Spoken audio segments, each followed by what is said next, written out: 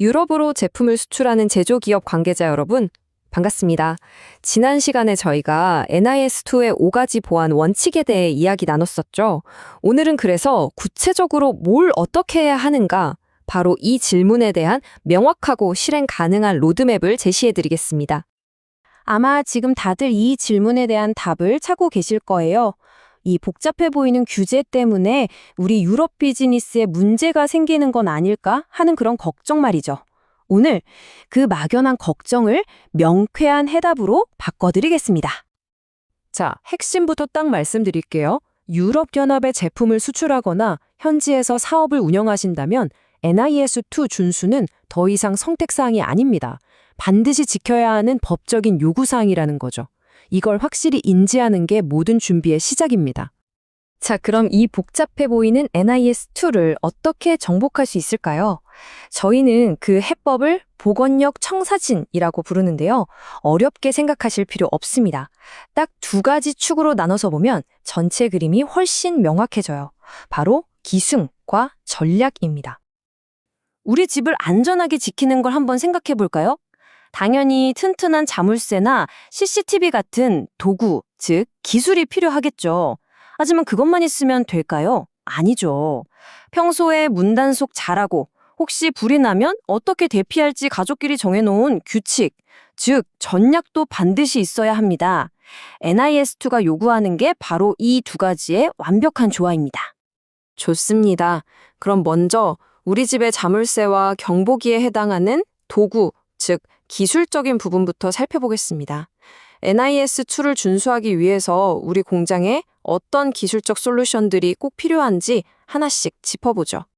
이게 바로 NIS2 준수를 위한 기술 대시보드라고 할 수 있습니다.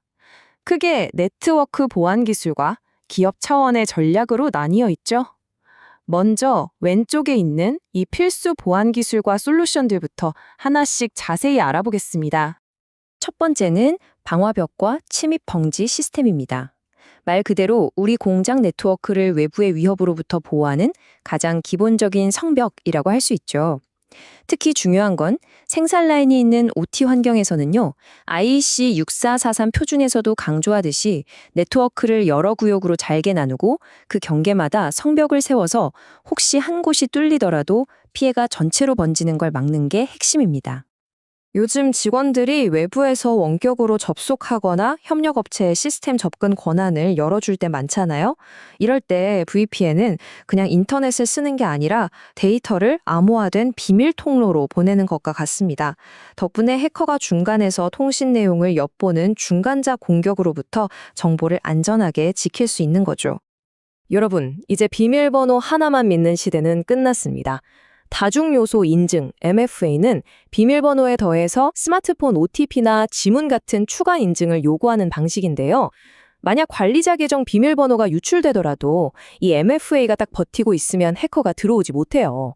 회사 전체가 마비되는 최악의 상황을 막아주는 최후의 보루인 셈입니다.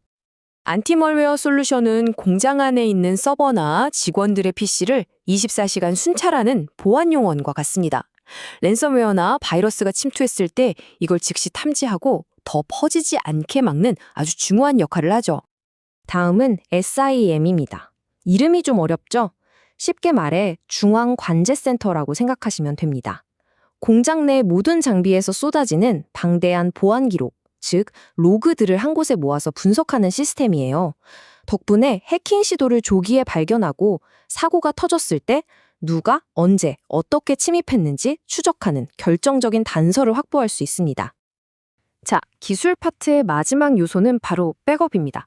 만약 해커의 공격으로 모든 데이터가 암호화됐다고 생각해보세요. 끔찍하죠? 하지만 미리 받아놓은 백업 데이터가 있다면 우리는 공장 가동을 빠르게 정상화할 수 있습니다. 이것이야말로 NIS2가 그토록 강조하는 가용성 확보의 핵심입니다. 자, 지금까지 기술이라는 도구들을 살펴봤습니다. 이제는 이것들을 어떻게 운영할지에 대한 규칙, 즉 전략적 관리 방안으로 넘어가 보겠습니다. 아무리 좋은 자물쇠가 있어도 문단속을 안 하면 소용없으니까요. NIS2가 요구하는 전략은 크게 3가지입니다. 첫째, 이제 보안은 IT 부서의 일이 아니라 경영진이 직접 책임져야 한다. 둘째, 우리 회사뿐만 아니라 협력업체를 포함한 공급망 전체의 보안을 관리해야 한다. 마지막으로 모든 직원이 보안의식을 갖추도록 계속해서 교육하고 훈련해야 한다. 이겁니다. 그리고 바로 이 점이 핵심입니다. NIS2의 가장 큰 변화는요, 사이버 보안을 더 이상 IT 부서의 일이 아닌 경영진의 책임으로 명시했다는 겁니다. 보안 사고가 발생하면 이제 경영진에게 직접적인 법적 책임을 물을 수 있게 된 거죠. 이제 우리 회사 보안만 신경 써서는 안 됩니다. 우리에게 부품이나 서비스를 공급하는 모든 협력업체의 보안 수준까지 관리해야 한다는 뜻이에요. 계약서의 보안 요구사항을 명시하고 주기적으로 잘 지키고 있는지 점검해야 하고요. 또 보안 취약점이 발견되면 즉시 정보를 공유하는 체계를 갖춰야 합니다. 기술로 막을 수 없는 가장 약한 고리는 결국 사람입니다. 그래서 전 직원을 대상으로 이런 이메일은 함부로 열어보지 마세요와 같은 피싱 대응 교육을 정기적으로 실시해야 하고요. 실제 해킹 사고가 난 것처럼 모의 훈련을 해서 신속하게 보고하고 복구하는 절차를 몸에 익히게 해야 합니다. 자, 그럼 오늘 내용을 정리해 볼까요? NIS2 준수의 핵심은 결국 하나로 귀결됩니다. 바로 기술과 전략, 이 두 개의 바퀴가 함께 또 제대로 굴러가야 한다는 것이죠. 최신 보안 기술은 외부 공격을 막아주는 튼튼한 방패와 같습니다. 하지만 그 방패를 어떻게 활용하고 군대를 지휘할지 결정하는 사령관, 즉 경영진의 리더십과 전사적인 전략이 없다면 이 전쟁에서 결코 승리할 수 없습니다. NES2는 우리 회사의 운영과 서비스 전반에 대한 규제였습니다. 하지만 유럽의 규제는 여기서 끝나지 않습니다. 다음 시간에는 우리가 만드는 제품 그 자체에 대한 또 다른 중요한 규제를 살펴볼 겁니다. 만약 여러분의 제품이 와이파이나 블루투스 같은 무선 통신 기능을 가지고 있다면 다음 시간에 다룰 RHD, 즉 무선 설비 지침을 반드시 주목하셔야 합니다.